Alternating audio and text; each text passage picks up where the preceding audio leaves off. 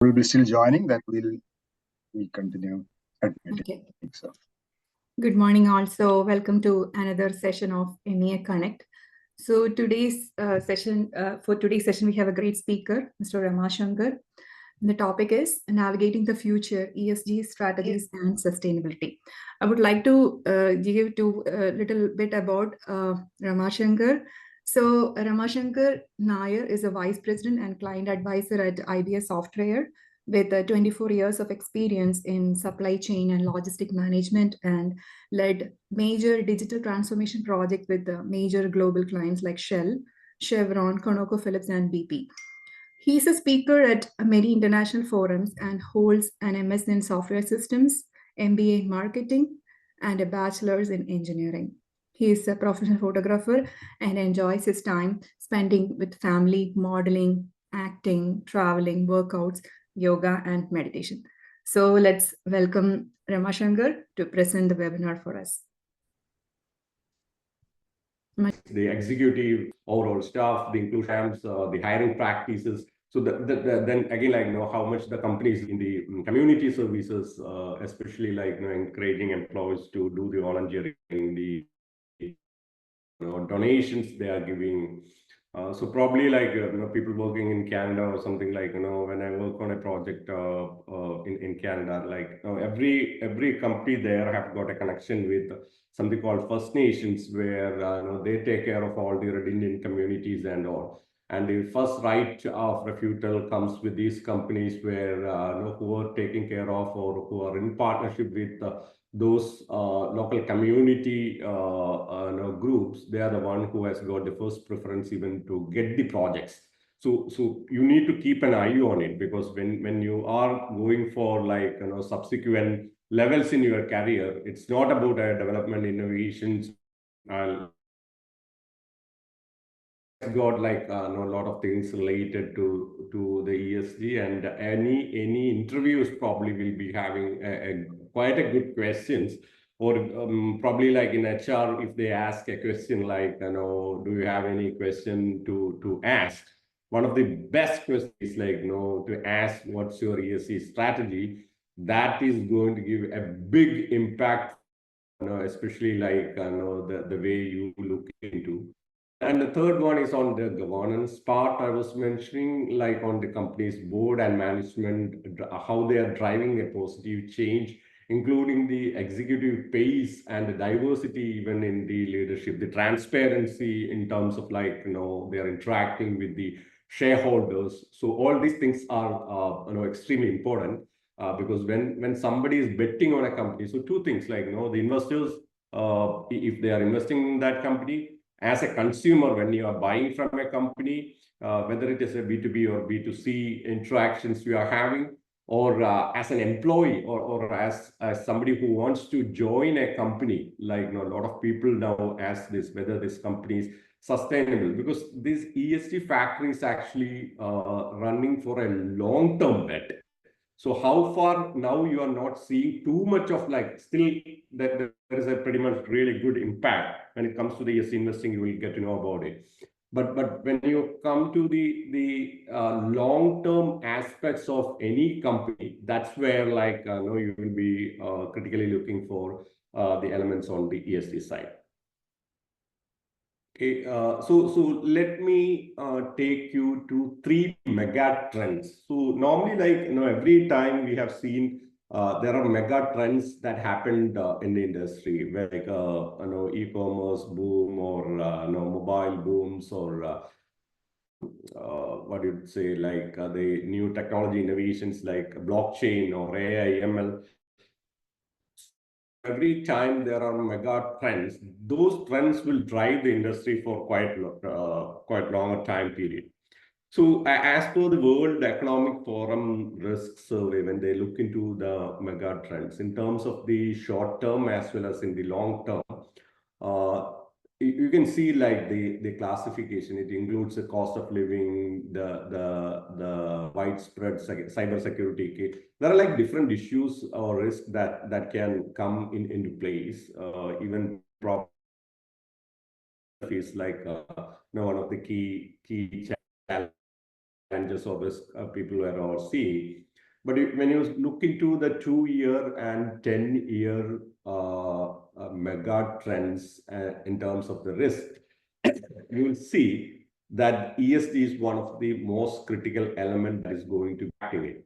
The moment there is a risk, there is an opportunity in it. There is a place where every company or country need to address it. There comes the investing opportunity where key asset managers will be doing an investment on this one. Okay. So let me tell why the ESG matters a bit more into why specifically ESG is extremely critical, even though I have touched based on different areas. So let me point it out, if some enhanced the ESG factors tend to be more sustainable. That's for sure, and better position for a long-term success. So when anybody is going to invest or look into a company, it's not like the short term. They are always looking for going to perform for next 10 years or 20 years. That's what So they often exhibit a stronger financial performance and resilience in terms of facing the economical challenges and the social challenges. So first thing, long-term performance, if you look into, you clearly need to look into the ESG strategy. Innovation and opportunities. This is one key graduates as part of your the MEA portfolio need to look into. Like ESG consideration can drive a lot of innovation. Okay, where a lot of companies are now developing new products and services. The traditional way of developing a product and services is literally getting changed because of how you want to address the environmental and social challenges. And definitely this will open up new market, new revenue streams. So something is new. I mean, I know the traditional industry, the products, how they work, how the marketing strategies. Apart from that, what are the new ways and opportunities of new products and new markets, how you are going to address it. It's an extremely key thing for the people. Currently, even if as I told, a person like me, it doesn't matter 24 years into conventional type of IT world or products or implementations. We still look, as I told you, you take the Fortune 500 companies or take the top 50 companies, open their website,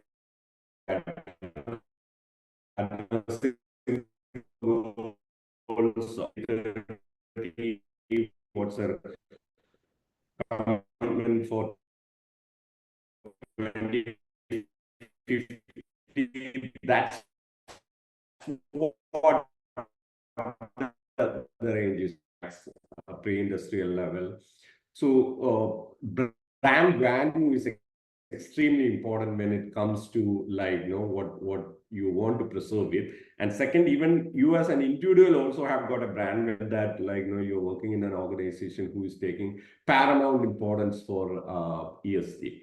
Definitely on the risk management, as I told, if ESG is not being considered properly after you doing an investment, again, why I'm talking about investment is that's a critical area where you need to see or you need to take the lens in terms of how the industry or how the country is forwarding to, because even in the US elections, these are the critical things which comes as one of the controversial strategies.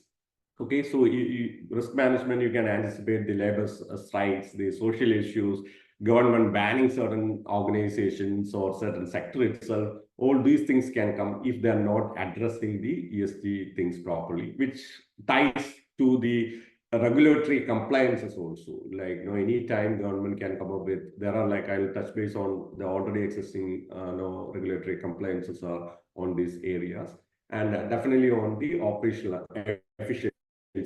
So the ESG initiatives often lead to improvement in the efficiency by reducing the waste, the energy, improving the employee productivity and morale. So again, as I was mentioning, attracting the right talent. A lot of people are now literally believing in the principle of ESG, or especially on the sustainability side. I used to think like, when I book a Uber, I book for Uber Green. So always, you might have seen, how every company, even Amazon, when you look into how the product is being placed with sustainable or not. So this is a place where like this becomes a critical factor in terms of the overall strategies. Comes to ESG, this is again one of the critical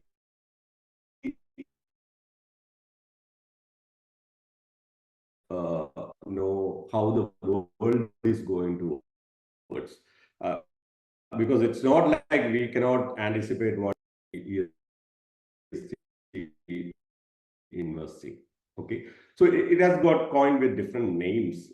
In fact, like Larry Flink, the CEO of Blackstone, recently called it as like a transition investing. So it's like a transition of investment to the typical fossil energy to renewable energy. It is called as like a socially responsible investing, impact investing, sustainable investing. So different terminologies will be called, but all comes under the ESG investing, which gives priority on the environmental, social, and governance outcome. Okay, so let's see, like how much currently the companies are the asset managers are investing on this one. Okay, so uh, has been done by the asset manager, 30 trillion. That's a ESG related asset under management. And as per the PwC asset and wealth, telling like by 2026, it will go up to 33.9 trillion. So that means you just take like a country like India, our GDP is 3.1 trillion. Okay. Then if you look into the investment that has gone into a sector like ESG, currently is 30 trillion, means you can imagine like 3.1 trillion of a GDP of India versus like a 30 trillion that is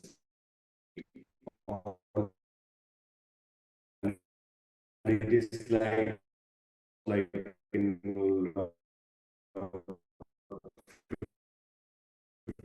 15%.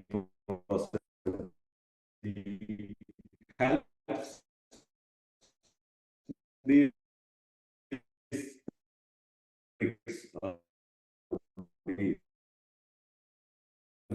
give a combined issue factors, which is mostly like the financial factors, the top line, bottom line, the profitability, the market addressable market. There are a lot of key criteria the investment community will be looking forward to.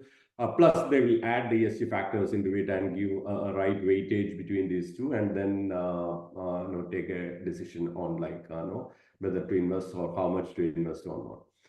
Second type is exclusionary investing, like completely screen out a controversial company or a sector that do not meet the sustainability criteria. So when they select or decide on the portfolio, they'll tell that like there are sites where you can go and put any ETF or any funds, which immediately tell that these are the portfolios that is in and how much going in, whether it is the gun or no. So using exclusionary investing approach, an investor may screen out companies, those revenues are from whether it is from tobacco or gambling, fuel or gun. So you as a person, even before buying a share, you will be able to decide, or buying an ETF, you will be able to decide. So there are sites you can directly go and pick it up. Then the inclusionary investing is there, where to seek out companies that rank high in sustainability criteria. That's one of the positive approach people are taking, where certain companies will show that, okay, our ESG score, normally the ESG score is been calculated. And the next slide, I'll be explaining a bit more on the reporting framework. So pretty much it is like, how much like the ranking stays in, and then with an inclusionary approach, fund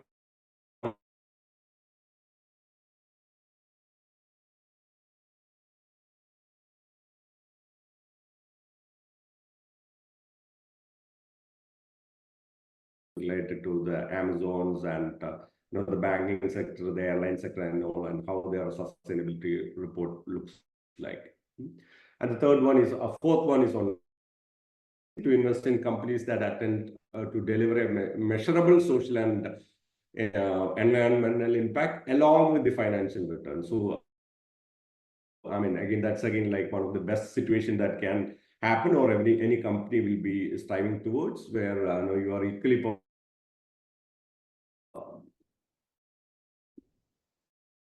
the financial. So let me move to the investors next slide. Okay. Let's look into the investors stand when we are talking about, again, like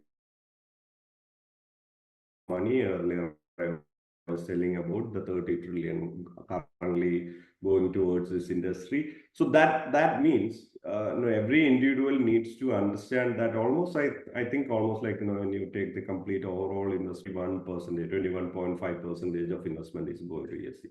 So that means the job opportunity, you need to keep a look and eye on like how you want to shape your career when you are doing the engineering itself. Doesn't matter you are from electrical, electronics, or mechanical, or computer science, or any area. Every area has got like a lot of opportunity that can link to how the sustainability. I mean, about the social and governance, mostly into a totally different area. HR related and board related, where right now at this point in time you will be able to have like hardly any impact on influencing those things. But like on the E side, the sustainability side, the net zero side, which again I'll be touching base covering on certain things. So when you're talking about the ESG rating serve as a benchmark for investors in terms of their decision-making process. I think I made it explicitly clear. So there are rating agencies which will clearly give you ratings on most of the big companies or the major companies. The MSCI index I earlier touched on, and the Morningstar again is another agency which provides the rating on ESG. So these agencies then assign a ESG score that indicate that the company is how it is relatively performing within the peers of in the industry also. So there is a comparative this thing, the measurement also.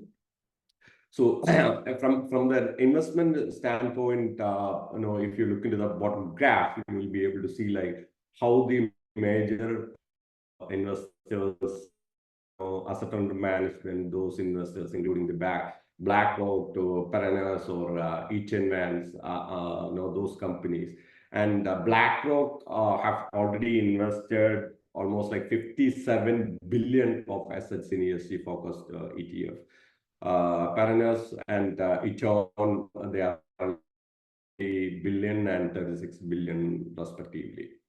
So there are like a shift that can slightly happen based on the government that will be coming in, and type of industry shift that will be happening on. But pretty much there are two key initiatives where these investors are participating in.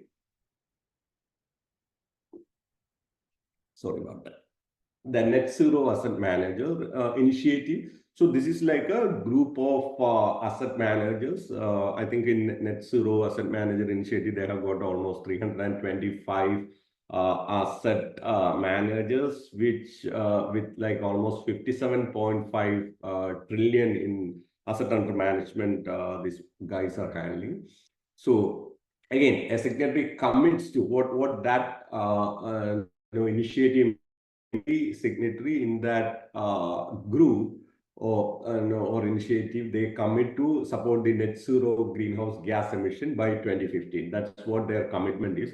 So they will tell that, okay, we will invest on these areas, these companies, these specific actions to ensure that the global efforts to limit the warming to 1.5 degrees Celsius. And we will help these companies to achieve net zero goals.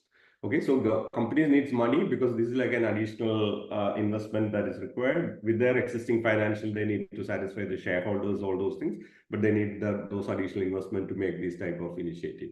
Climate Action Plus, which is pretty much like a bit more exactly or similar to what the Net Zero Managers Initiative is.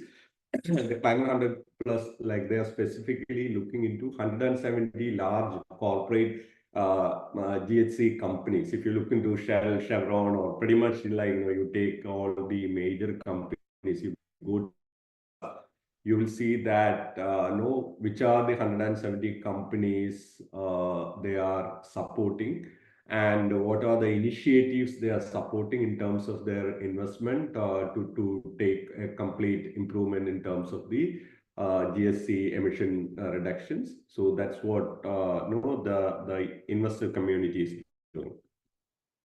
Okay, so I'll quickly from the reporting framework. I don't want you guys to thorough on this ESG. Even I know, as I told, like for me also, like a limited amount only, like we need to be putting format, because depending on the organization, first have a high level idea.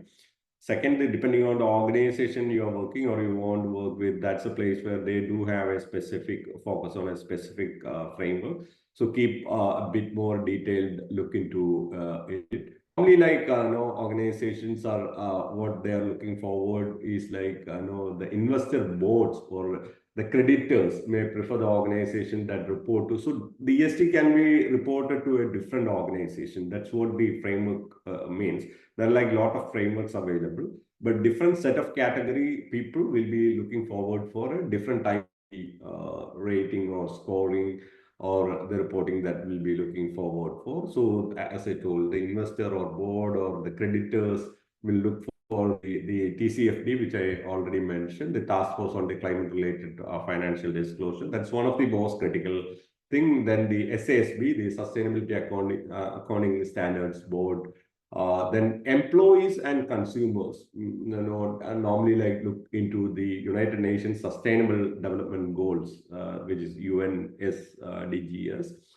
And then like a congressman or regulator, they may prefer to have like a different one, like national greenhouse or energy reporting structure. So depending on where you want to, that's where like this will be. I'll just quickly show you a video. Yes.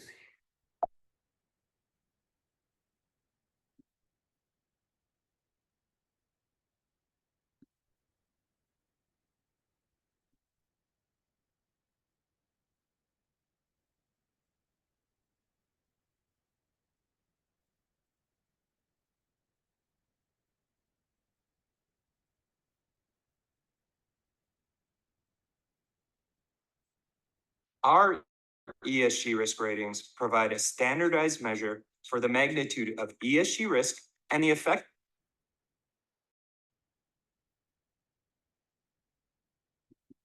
of risk management strategies. By and management scores across different ESG issues, we create a unified metric. This allows investors to seamlessly compare ESG risk profiles across their portfolios, and also enables companies to benchmark their performance against industry peers and diverse sectors. Let's explore the methodology behind calculating ESG risk ratings. First, we begin by assessing a company's exposure to ESG risks associated with specific issues. We then differentiate between manageable and unmanageable risks. For example, let's consider an airline on the issue of carbon emissions in its operations. The airline can undertake initiatives to reduce those emissions, such as modernizing its fleet and utilizing fuel-efficient aircraft. Nevertheless, there are currently no commercially viable alternatives to fossil fuels. Hence, a portion of its risk is deemed unmanageable, as it's not feasible to fully mitigate all CO2 emissions from its operations. In contrast to carbon issues, the airline does have options to mitigate risk concerning its human capital. Through effective management, it can ensure it has a well-trained, engaged, and well-supported workforce. Recognizing the inherent limitations provides a more accurate representation of a company's overall ESG risk exposure. Once we've identified manageable ESG risks, the next step is to consider how prepared the company is to manage those risks. Whatever is not managed is considered a management gap.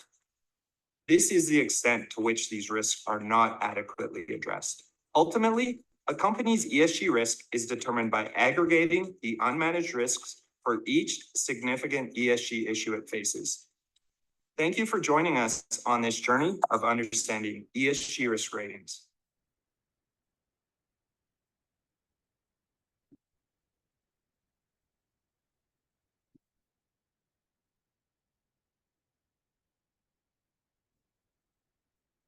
Okay, I'll not spend much time here also. Hi, my name is Paddy Hirsch. I'm a senior editor at Marketplace. Today I want to talk about hostile takeover. In some cases, those takeovers are friendly. Nothing. Sorry about that. Okay, I'll continue. From a company, so we are talking about like working on how the risk rating. On the other side, it's a company who needs to report the ESG.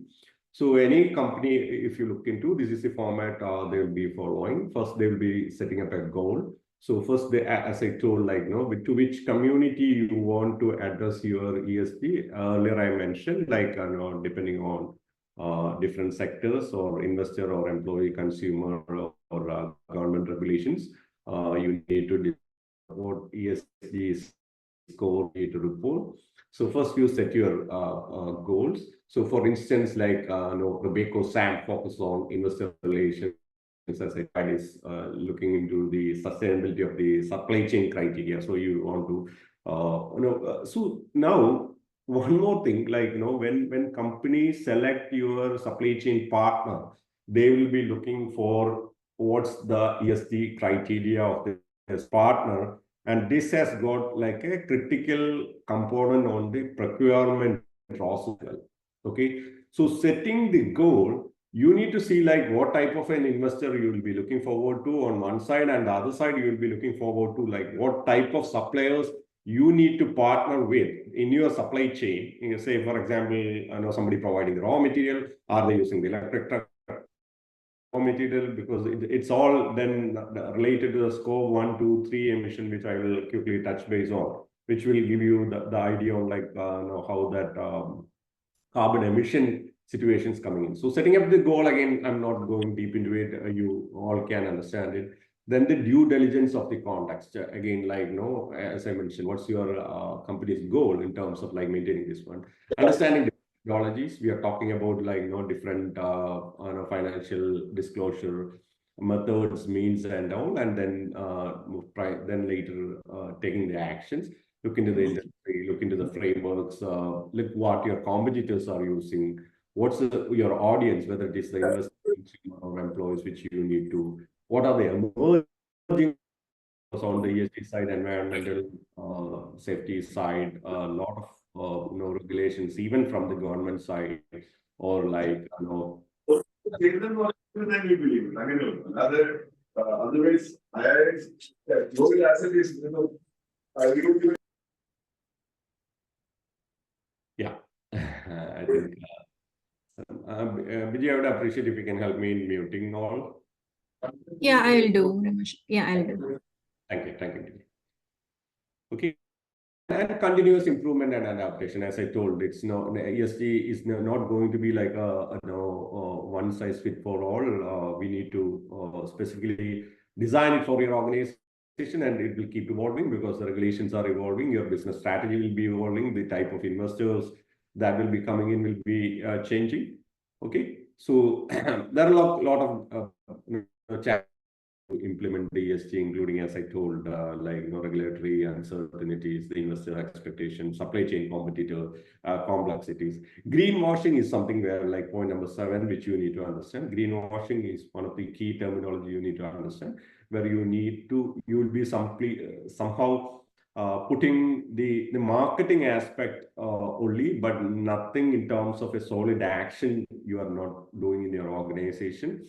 And greenwashing is something which is now being seriously this score is the greenwashing, which been now clearly been looked into the industry.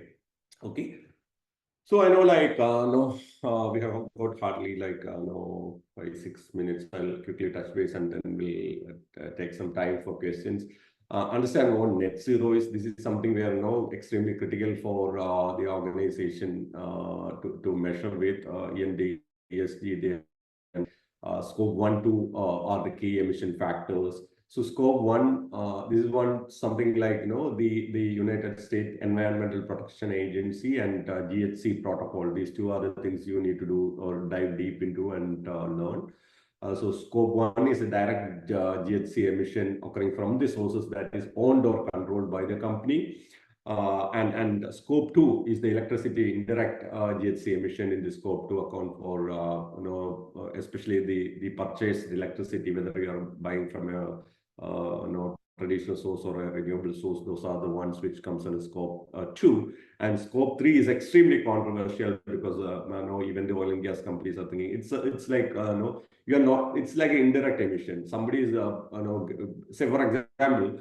Amazon is buying a product, getting a product into your home, and somebody is telling you as a person who ordered that product is responsible for the carbon emission which Amazon have delivered through a truck. Okay, so that is as simple as going into the scope 3 emission. Basically, everybody's objective is now net zero is like how you will to forget about 3. 3 is like as I told, nobody have solved fully that puzzle for scope 3, but 1 and 2, your production and the indirect thing which you will be handling, that is what scope 1, 2, and net zero path is like you are generating X amount of carbon in your organization. Then how you will be reducing the carbon so that the amount of carbon you emit is neutralized by either you completely avoid the carbon emission, which is almost impossible. Then how you will reduce it and how you will offset it. Offsetting is on the again developing a GHG, the GHG reduction target. Company you will see in their website, they will be clearly talking about how they are going to achieve the net zero goal, then understanding what are the financial risks, and then creating the plan for it.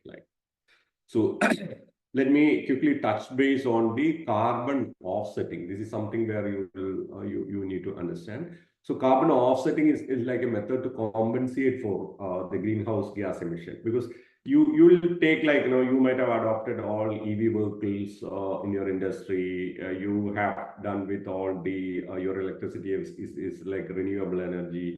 Your products are like all green products. You are doing all ways to do the recycling. Waste is being handled properly. But in spite of doing all these things, you will have X amount of carbon that will be existing in which you are responsible for. Okay. So how again you will offset that? Because you can buy carbon credit by different ways. So that is called, okay. So how the carbon offsetting works is like calculating the emission first. Then you will see what are the activities you have done in terms of reducing the carbon. Then purchase the carbon credits. Okay.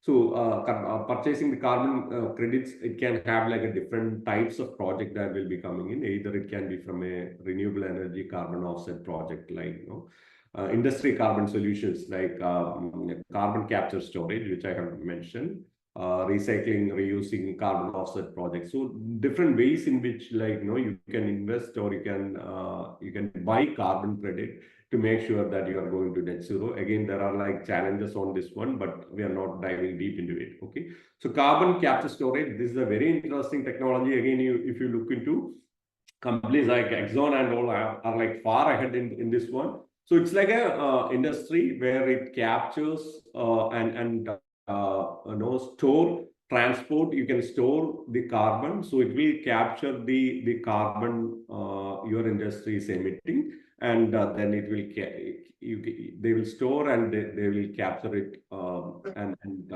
that's how it can be reduced.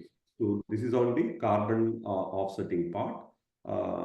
Let me quickly on few things. Okay, so this is probably my last slide. After that, we'll open it for the questions.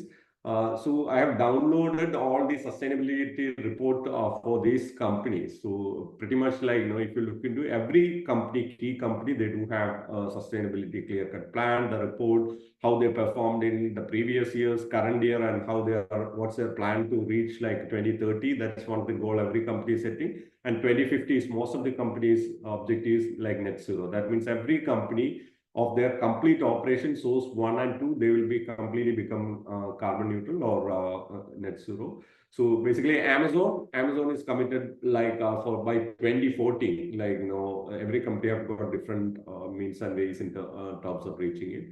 So the company has already reached its 100% electricity consumption in renewable energy by 2023. That's what Amazon did. Like 7 years ahead of their target. That they planned well, in the later stages, but already they are having reached like 100. Then basically reducing the package waste. Lot of initiatives they are using in. As I told, every company, if you look into every year, they publish a sustainability report into it. Chevron again, like they are putting efforts in terms of like carbon capture, utilization, storage, CCU I have mentioned already earlier. Then JP Morgan Chase, they are having extremely critical plans where like they are putting low carbon economy. That's something we are financing to the low carbon economy. Their fund being like a banking. Earlier I was talking about the investors community. Microsoft again, like carbon negative by 2030, like by getting into like most of the sustainable practices across the supply chain, including the water conservation, waste reduction, protecting an ecosystem. Even you use Azure or AWS, you will be able to see like what or based on the application you are hosted in Amazon or Azure, how much is the carbon footprint you are creating. Even you will be able to know that. Earlier on the previous slide, I have shown like 8 million trees. That's a site where you can go and fill. It's a very interesting site where you'll be able to see like how much you as an individual, how much carbon in your family you are creating, and there are options where you can put money in terms of planting trees and all. So even individuals at some point in time, like carbon tax can come into the picture depending on how much like do you have EV vehicles or things like that. Okay, so I think pretty much like I have covered, but let me tell you like for every organization the ESG is extremely critical. As I told, it will open or doors to the detecting new innovation business opportunities as well. Apart from like we need to take care of the environment. So embracing ESG journey is always critical and it is complex. But we all know, like, to save this environment and for the future, for our kids and grandkids, we need to leave a better place to live. And I hope, like, for me, I would say, like, whenever I do meditation on the thankfulness part, this is what I think, like, what great things the environment have given to us. At least be thankful to the air we breathe, the water we get, the plants we see, and all the things which we are having, which are blessed in life. But as I started with my presentation on a place where we have seen in Kerala, or even 3 weeks back, the Hurricane Beryl, how the nature can turn into a different way, and none of these things can even exist at a later point in time. So with that, no, I'll finish my session and open up for no questions, of course. Thank you so much for your patient hearing, and I from a professional, practical, and personal perspective, we all should be or will be able to contribute into the good cause, whether it is like environmental, social, or governance aspects. So thank you for your patient hearing and opening up for questions. Thank you, Ramashankar. Does anyone have any questions? Time to ask. Yeah, Sadi here. Please, Okay. So very interesting presentation. So I was just kind of thinking through the publicity that's going on around. So we see a lot of clients where we have a lot of ESG projects coming in, and the clients are very kind of pressed on time to have these implemented. And I used to think, like, why is this urgency? Because there are other things that they need to really take care of, right? From an operational standpoint. But I think now we understand, right? Why is it so important for each of the clients to have their ESG quotients taken care of, right? And I think a couple of recent examples which I have seen, which didn't make a lot of sense to me, but it did make a sense once I saw this presentation. One is like, your United or Southwest will have your carbon emission that, by reserving your ticket, the carbon emissions that you are adding to, right? That's something that's captured. Or the recent Paris Olympics, right? They have no AC in their participants, apartments. So a couple of things wherever they can advertise these things, right? They're really kind of branded. So great session. Thanks. Thank you. Valuable insights from your side too, Sanjay. Thank you. I see Gopi. Gopi. Any question? Thank you so much for this presentation. It was really helpful. And I think as individuals, we all, even though, I'm going to, actually, we will have to contribute to ESG, but I'm going to play devil's, okay? 2008 crisis, the Fed started printing. Do you think all this ESG, environmental innovation, everything came because of Fed printing? And what happens? Economic cycles turn.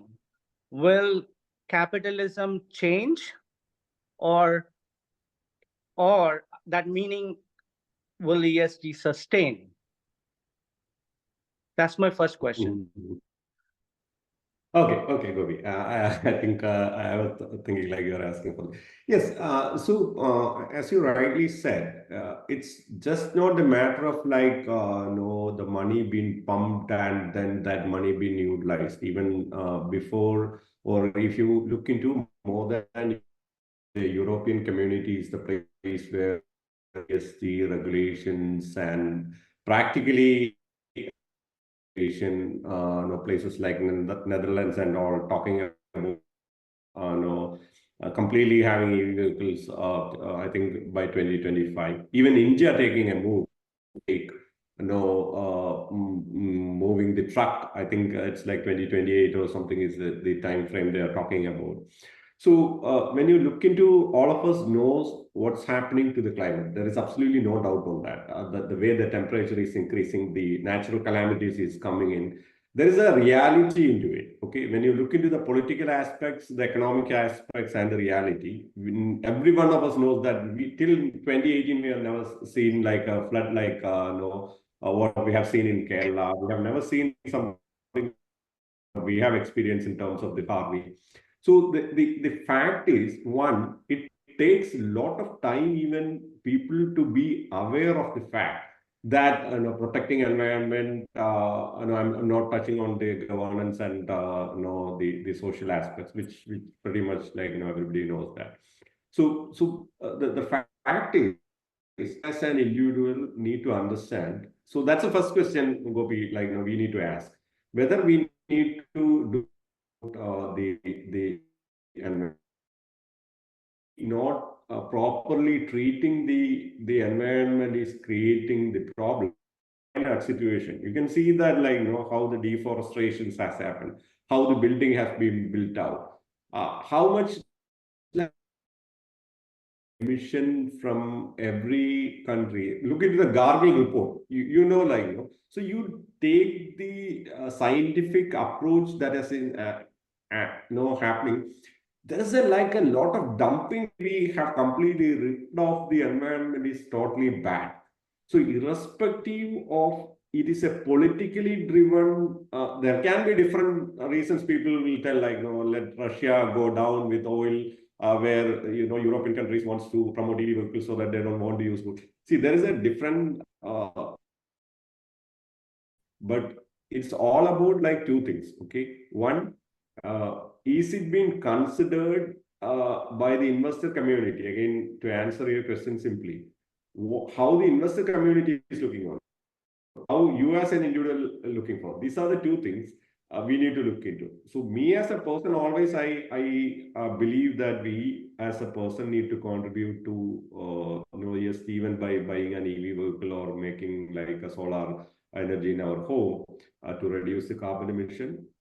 Yes, because of the carbon emission, we are having all the the greenhouse gas emission impact, or like ozone issues. All these things are happening. So can we reduce it? Can we contribute it? Or can we believe in that? That's one thing. Second, investor community and political community, they will be always playing on. Like, maybe, BlackRock have stepped back from the stand, and they are not even the Larry Fink, he wrote the investor letter. This time he was not using the word ESG. He has used a different terminology, energy pragmatism, or transition. These are the words they are using it. So that he's the one who promoted like 3 years back. He sent a letter directly by telling ESG, and now they don't want to even coin the word ESG. They are using different terminologies even. So I think how the investor community works. They want the return in terms of a short term and long term. But being like 30 trillion pumped into it by different investor community, I think they are inclining towards it. Hopefully there will be like a debate definitely on different aspects on that side. But what we personally believe is what, like, I think and the opportunities on the people to work with in futuristic perspective. That's what probably, like, we all need to think of. So Rama, we haven't seen a major economic cycle turn here. So my question was for economics. It is going to, because as I told, it's not only capitalism. Basically, you're mentioning only on the US side or globally? Globally, I think US side is I see major problems on the US side, but I don't know. Maybe in the Europe side, they're more considerate than the Americans here. Yeah. Because I think from my assessment, I believe that on the European side, they are doing a sincere effort beyond the political stand, whether left or right extremes are. But in US, I think being the BlackRock or Vanguard or say State Street, you take any these major investors who's carrying like a 10 trillion, 4 trillion, 4 trillion each is taking different stands depending on. So we can't even believe on the capitalism to take the right decision in terms of ESG. So they will swing to the way they want. But ideally, what is required for the world, I think globally, it's a really good consensus in terms of like what this environmental supporting initiative should be. And else, I don't think companies will be taking this much of stand on that. Having said that, like, I think we are talking about Pathway Alliance, which is an alliance with 6 oil and gas companies in Canada. They started off an initiative on carbon capture and storage. Okay, so the government then passed a bill called Omnibus 59. That's what I think that bill is. By telling that you guys are doing greenwashing, and it's not like a place where sometimes government itself will put the spanner on the wheel to stop that activity or reduce the momentum in that activity. Even I was shocked to see If 6 companies are putting that, because a lot of people think that CC carbon capture storage is not happening. No, I did like a bit of research, and even Exxon is extensively even selling that carbon credit, where like any company can now plug into and do the carbon capture and storage. So it's if a government is actually preventing it, again, like capitalism or no political way, that approach can swing into any way. But I think the wiring has happened so tightly enough that ESG is not going to swing back from it. Can have a delay in terms of the momentum.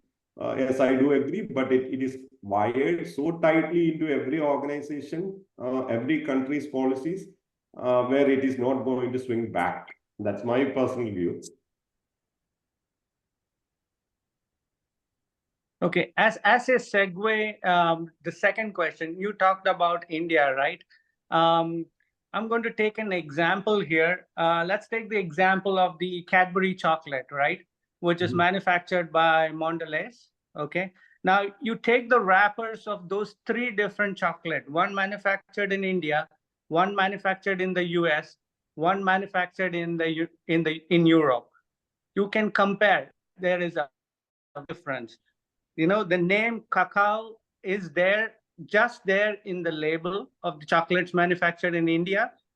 USA, you will see a small percentage of it. Europe, you will see a higher percentage. And the sugar content too is different. And if you look at Mondelez's website, they're 100% ESG. They're doing everything for ESG, right? Now, how do you measure that? Is it not, are they not, their product to be good, or just like you said, greenwash and do stuff like 100% stuff like that? How do you deal with them? Yeah, good question, Gopi. So as I told, ESG challenges. Point number 7 box I told, I specifically picked greenwashing only. I didn't explain the rest of the things. Greenwashing is something, as you rightly said, that is happening. See, the problem is right now we don't have like a global standard that is being agreed by parties, global auditors, even though I mentioned on all different organizations at this point in time. One point I was keep on mentioning that ESG regulations are keep on evolving. Okay. So there is no one size fit for all, even though so many people, because greenwashing is now been like, carved out as a key critical issue we are facing. Because the moment you want to fool a customer or fool a buyer, that's what they put the ESG or green label into it. Is it a place where I think the industry needs to evolve a lot. That's why this is having like a long-term bet in terms of employment opportunities for the people who are working in. See, one, are you believing or whether the world wants this or not? That's the first question. Second, what about the regulations? Third, what are the effort and the resources required to work towards that? That is the part where I think there is a lot of employment opportunities the MEA people need to look into. Where when you look into the employment opportunities, there are a lot of people who needs to work hard towards achieving that goal. Towards in terms of like, what's the compliance regulations that needs to be followed. You'll be able to come up with the guidelines and how every set of resources will be working in a company to work towards that goal. So it's never an easy process, even though like we see ESG as something which we want to achieve. I think we are like almost like only less than 10% that what we want to, because that's the exact reason why this has been kept as a goal for 2050. We are talking about a goal for 2050. There can be or there will be companies who will be keep on doing greenwashing and putting the label of green and all.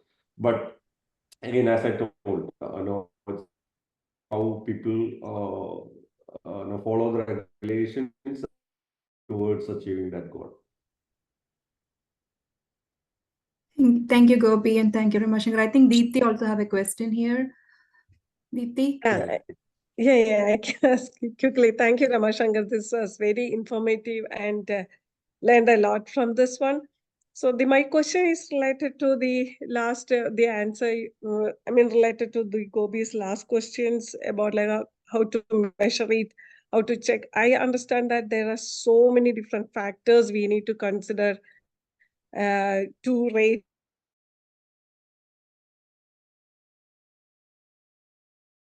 or other companies.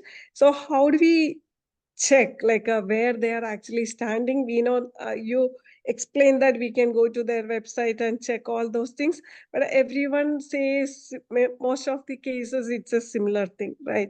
So is there any particular kind of rating can we follow and see where these companies are actually standing? So that's what my question is. Yes. Thank you, Deepthi, for that question. Yes, as I told, in the presentation, I have put like, what are the, sites where you will be able to say Morningstar's site is there. You go and then you type that company, a specific company name, you will be able to see the ESG score. So if you want to know, say, for example, if that's a question, if you want to go to, you want to know about the ESG score of Microsoft, what's currently is, you'll be able to go to that Morningstar site and then you will be score of that company is.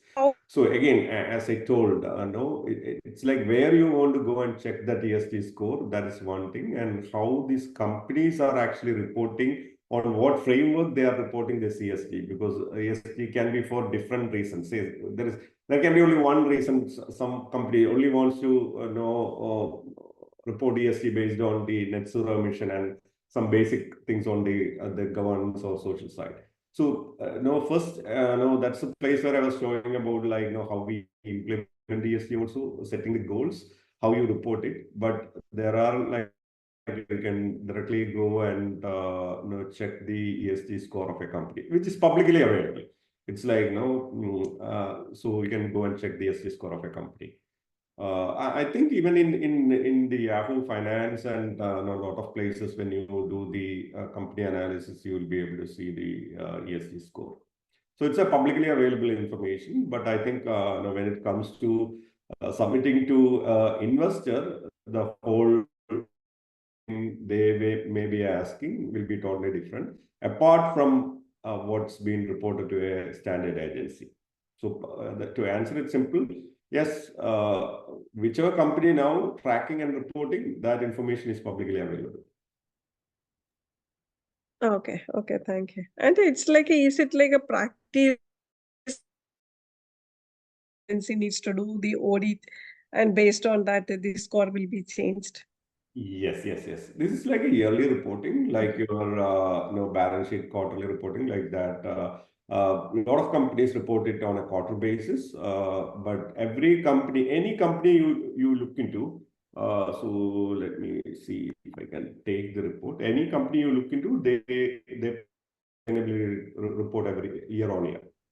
So you take, no, I was talking about the Amazons or Shell or Chevron. Every company you take, they will be having the sustainability report with all the facts and figures, like how they are reporting, what agencies they are reporting, how they are performing previously, what they have achieved and achieve. So every company publish that, and that's a publicly available information. As I told, let me see. There are like I'll show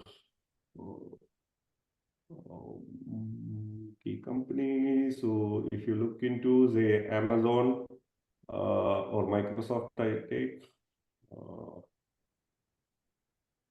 So in that sustainability report, they will be completely giving like how it's going on, what's the goal summary, what's the 2022 progress. If I take Microsoft 2024 report, it will be giving all the details about like every area, how much like see, they're clearly telling like how many metric tons of carbon they are removing, how much is like on water management, how they handling it. So every company, or I was talking about the specific details on it. So yes, if you take Shell, you will be completely knowing like how much carbon emission they are doing, there is a progress and building-wise, industry-wise, their customer-wise, direct, indirect, all those information. These are all like in their specific website. But as I told you, ESG score you can see again like JP Morgan Chase.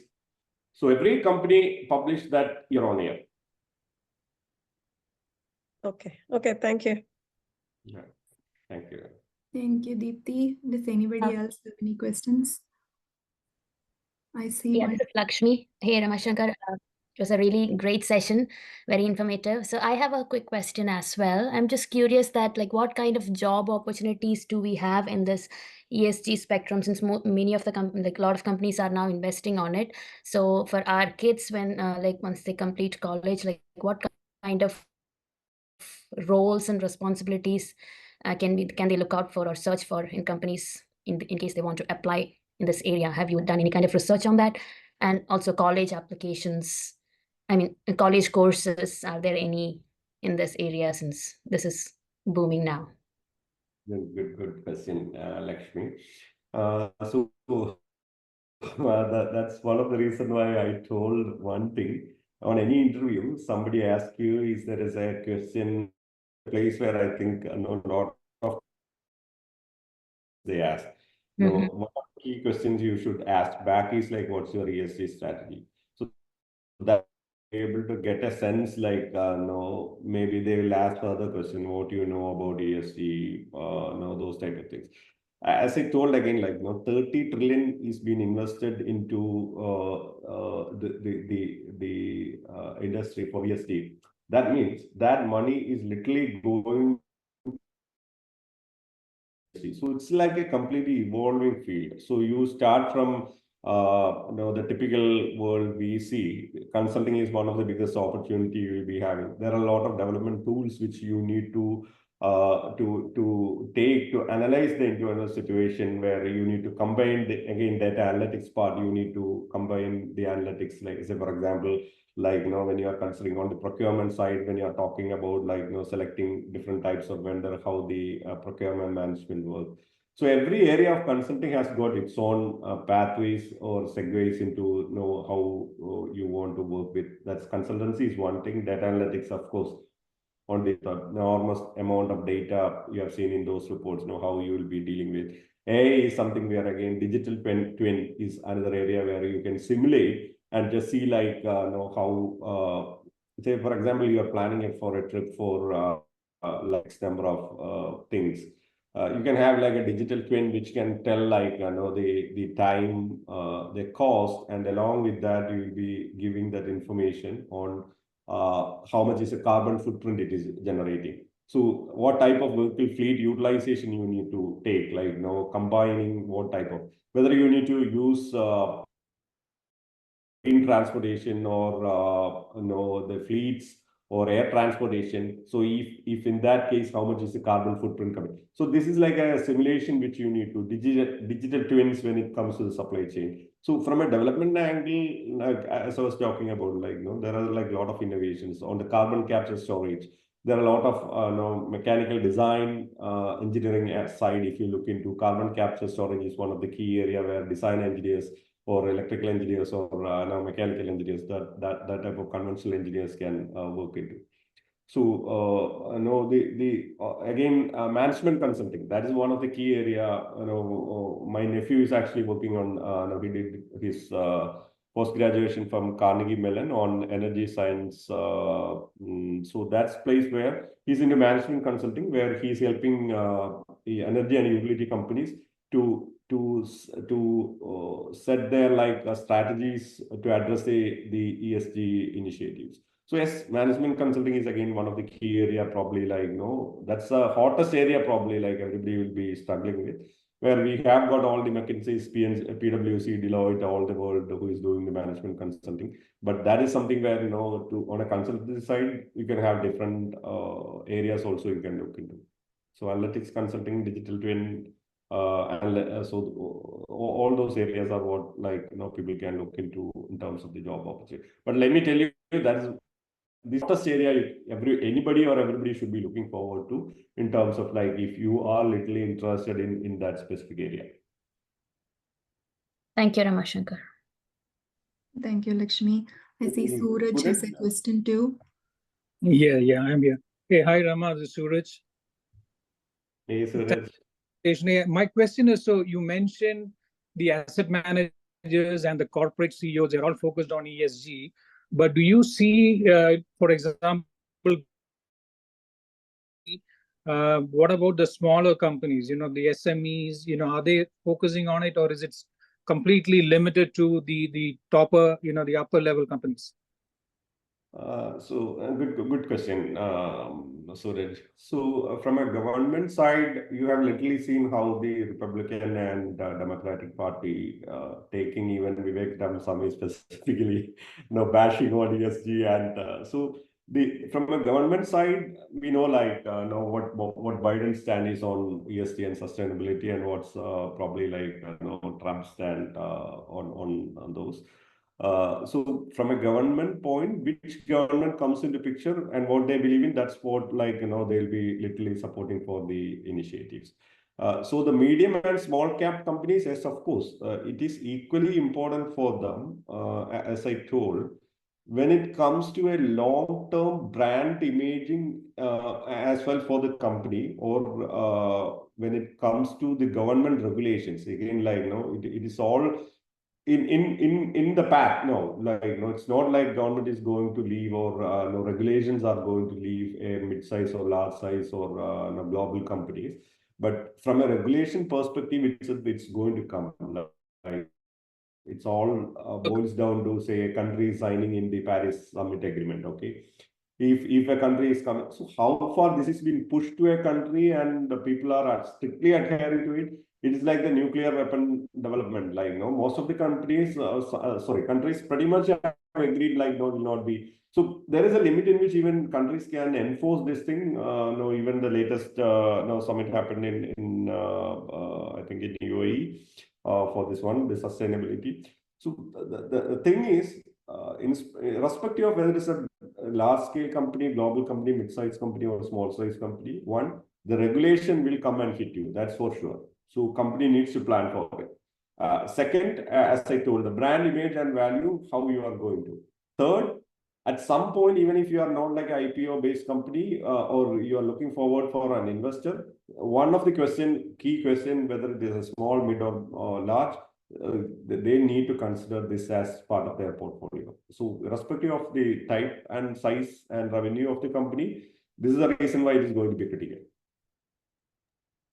Okay, thank you, Rama. Thank you, Suraj. I think it was a really interesting session. I think a lot of good questions. Hey, Rama. Thank you so much. To MEA for organizing this very good session, especially people like Biji on her birthday, sitting down with us. Happy birthday, Biji.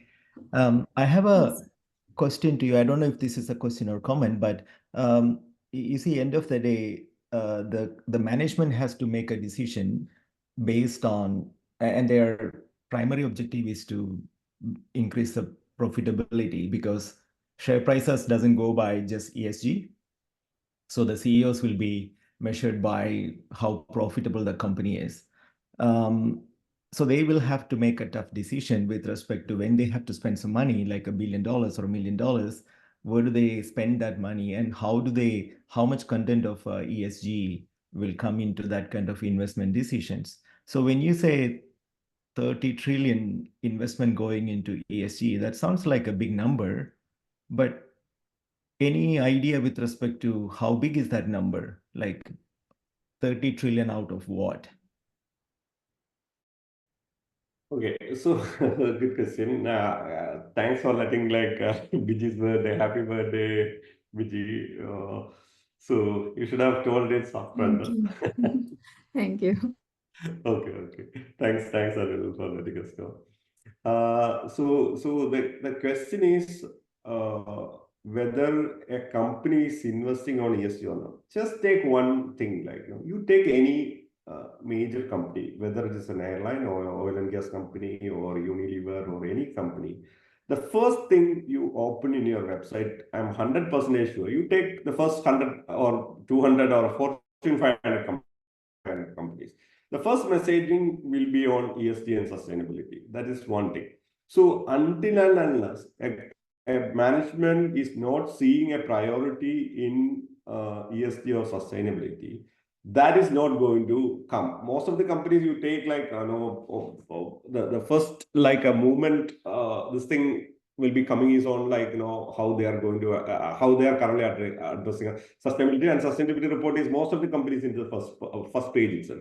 So from a CEO perspective, as I told, there are different reasons why they want to pretty much like invest in the part. One is definitely on the things like energy efficiencies or waste reductions, adhering to compliance. If you are not adhering to compliance, you have to pay a lot of penalties. Risk management, like futuristic risk when it comes to the overall valuation of the company. Okay, so things he looks into a first thing, how you can increase valuation of the company. ESG is one of the critical factor, as I was telling on the ESG investing details. How the investor, see who is doing this evaluation of the companies. If you take a JP Morgan Chase or anybody who is coming and evaluating a company, the first thing or first and foremost thing they'll be looking equally on like the financial part is also the ESG. So what does that mean? If you don't have a ESG strategy or you're not working towards that or you're not currently implementing it, your market cap is going down. And guess what? What's a CEO's biggest worry is profitability, all that things. For a market cap, how valuable is your company is what is going to make a CEO stand, make or break. How your reputation is in the market, how you are like goodwill, how your retention, how you do have access to more capital, how the social media influencing is bashing on you, how the new generation is seeing you. That's what like all these factors. I mean, profitability is only one mere thing people will be looking forward to. Don't think like only from a CEO perspective they are answerable for the profitability alone. Yes, that is a critical factor, but they have got equally important factors like ESG to address with. Yeah. I mean, the point is, we don't buy NVIDIA share because of their ESG. We buy it because of their, profitability going up end of the day. So I guess my question is trying to get an idea with respect to how much money is going into ESG in proportion to anything else. So when we say 30 trillion going into this kind of investment, in proportion to what? So if I make a decision of investing my money, or in a way, any idea with respect to the company's portion of how many percentage of money they are investing in ESG reference point on that you were able to find? Okay. So I'll make it clear on that, Anil. Sorry, in case that message was passed earlier. 30 trillion is by the investment by the asset managers. So who are asset managers? They are companies like BlackRock or Vanguard or State Street.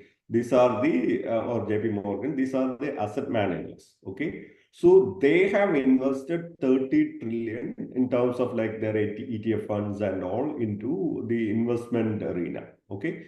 It's not like a company specific investment on ESG. So every company specific investment on ESG, maybe they'll be publishing as part of the sustainability report. Most of the companies will be telling that we are putting like X billion for sustainability activities, and these are the split of activities into it. So that percentage will carry or vary from company to company. So let me be very clear. 18 trillion is what is the asset under the asset managers, okay, asset under management by all the asset investor community. 2021, it was 18 trillion, okay. It grown because of even pandemic came, ESG become a bit more critical. And then like in 2020, actually it got steeped up. And then like in the current situation, it is 30 trillion. That is by the asset under management by these companies, by the investors. By specific company, how they are taking that. Say, for example, an asset manager will invest, say, X 1 trillion in a company. Okay. So that company may use that ESG on a different layer and aspect. So if you want to know, or they may take a pie from their profitability and then spend in the ESG. So a specific company, that information is available in the sustainability report. Okay, and definitely the investors before investing will be definitely scrutinizing this aspect as well. Say, for example, in my company IBS, we do have a clear-cut view on how much we invest on roadmap. And when a new investor comes, Blackstone was the previous investor and Apex Partners is the current investor. When the investors came, they are literally looking for the history of roadmap investment, irrespective of what you are getting as a revenue from your customers. You as a company, how much you are putting in your roadmap to enhance your product year on year makes a difference. So when a market, when they evaluate or evaluate the company, it is not only, see, profitability, your addressable market, your top line, bottom line, these are all factors that can come into consideration, but that doesn't mean that these are the only considerations. There are a lot of other factors they will be doing in terms of evaluating a company. That's like an investor perspective. We as an individual, a person who is buying a share, that is a place where the only philosophy we are thinking is invest with principle, and it will be having a long-term bet. That is what the general myth about ESG in terms of a normal person buying a share. If you or me buy a share, We'll be still joining, that we'll continue at meeting. Okay. So. Good morning also. Welcome to another session of MEA Connect. So today's session, we have a great speaker, Mr. Ramashankar. The topic is navigating the future, ESG strategies and sustainability. I would like to give to a little bit about Ramashankar.